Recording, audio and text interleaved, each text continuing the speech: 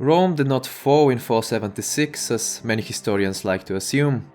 Excluding the fact that the eastern half of the empire existed for another millennia, there were a couple of other rather lesser known Roman realm states which lasted for a relatively brief period, but are interesting to explore nonetheless. Besides those successor kingdoms, there has also been a number of instances of regions seceding from the Eternal Empire, intending to establish their own versions of Rome. In this video we will look at several such examples, Roman states which were direct offshoots of the empire itself. Before I start with the video, I'd like to thank Mr. Z for giving me the opportunity to present my content to a larger audience. If you like alternative history content, you can head over to my channel, Bulgarian Empire Mapping. But before going any further, let's take a moment to thank today's sponsor, Mech Arena. Mech Arena is a free-to-play third-person 5v5 mech shooter game that gives you a wide assortment of maps to play on, mechs to pilot, weapons and abilities to utilize, and skins to customize your mech and really make it your own. And I really mean that. There are several different builds and playstyles you can adopt as you modify your mech design. It's really a lot of fun and reminds me of some of the console games I used to play back when I was younger. Building a mech in this game is a lot like designing a player class. You can make your mech as durable, speedy, tactical, or destructive as you'd like, and improve on your design as you unlock upgrades and new parts. Mech Arena just wrapped up their massive Mechs Are Here event, setting up a real-life display in LA, raising $100,000 for charity, and giving out a bunch of in-game and real-life prizes, including invitations to compete in an Ultimate Championship for the opportunity to pilot a real-life mech. But don't worry, there's still plenty more to come. New mech pilots are being rolled out, holiday events are being scheduled, 2 new seasons of battle passes are rolling out, and new 2v2 deathmatch maps are hitting the scene. Mech Arena is completely free to play on Android and iOS. Follow the link in the description or scan the QR code on the screen to start with 50,000 credits, 3 gold crates, and 1 exclusive skin, Heraldic. Feel free to find my account, add me as a friend, and hey, hopefully we end up on the same team. Now, back to the video.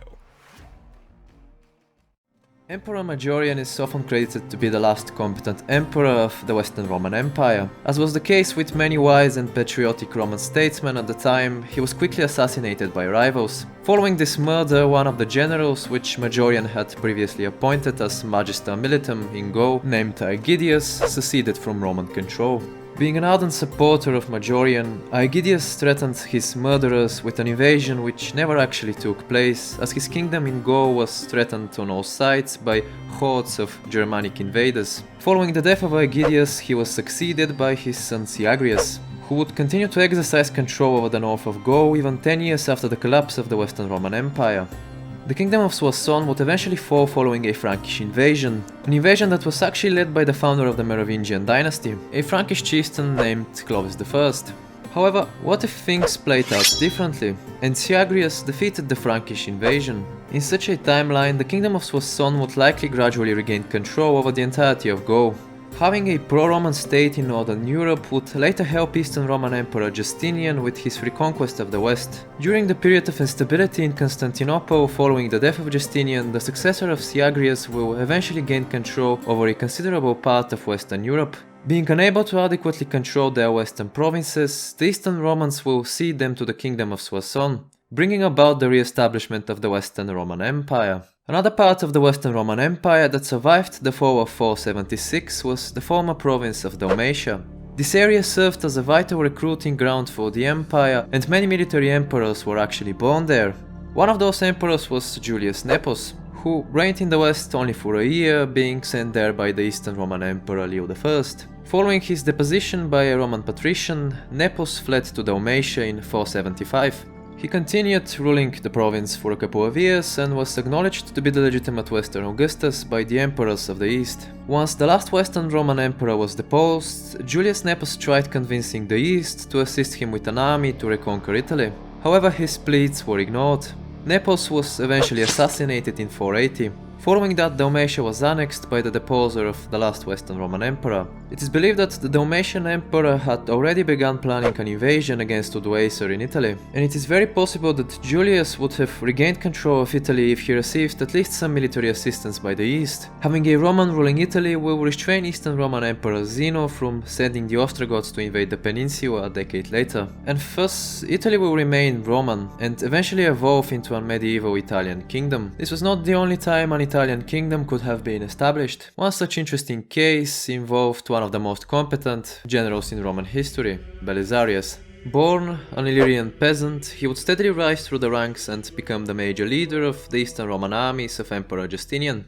Belisarius would prove his skills on multiple occasions, first against the Persians and then during the reconquest of the West. He would quickly annex the Vandal kingdom and bring the province of Africa back under Roman control. Then Belisarius would begin a campaign against the Ostrogoths in Italy to restore the lost heart of the empire. Just when the general was approaching the final stage of his reconquest, he was recalled back by Justinian under the pretext of a threat from Persian invasion. However, many historians believe that the reason behind this recall was a growing fear in Justinian from the rising popularity of Belisarius. The Roman emperor believed that leaving his best general in a reconquered Italy would later result in him rebelling and seceding from Roman control. Most of those fears were irrational, as Belisarius had proven his loyalty more than one time. However, what if in an alternative timeline, a less loyal Belisarius did not accept Justinian's order to return to the Roman capital, but instead continued his Italian campaign, eventually proclaiming himself an independent ruler of both Africa and Italy. Knowing how competent his former general is, and having Persia as a threat in the east, Justinian will not try to reinvade Italy. Instead, Belisarius will expand his kingdom into southern Hispania, forming a powerful empire resembling the old Western Rome.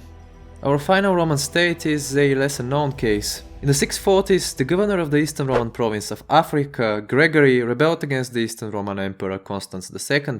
His rebellion loosened the ties of the province to Constantinople, but did not entirely eliminate them. While challenging the authority of the Roman Emperor, Gregory had to deal with two large Arab invasions in 642 and 647. The first Muslim expedition was recalled by the Caliph before it could accomplish much, but the second one in 647 would see Gregory defeated and murdered at the Battle of Sufetua. However, what if Gregory won this battle? Having the Arabs losing this battle would have probably made them willing to compromise, and so Gregory would strike a deal with the Caliphate to pay an annual tribute and assist them in future campaigns against the Eastern Roman Empire. And thus Africa would secede from the empire, eventually coming to encompass the Byzantine possessions in Italy as well. This powerful kingdom of Romanized Africans will likely eventually become very influential. A future Arab conquest of the region may seem inevitable, however, by using clever diplomacy and trying to renew the link to Constantinople, the inheritors of Gregory's kingdom may escape an incorporation into the Caliphate. Once again, thanks to Mr. Z for having me, and if you enjoyed the video, please like, share and subscribe.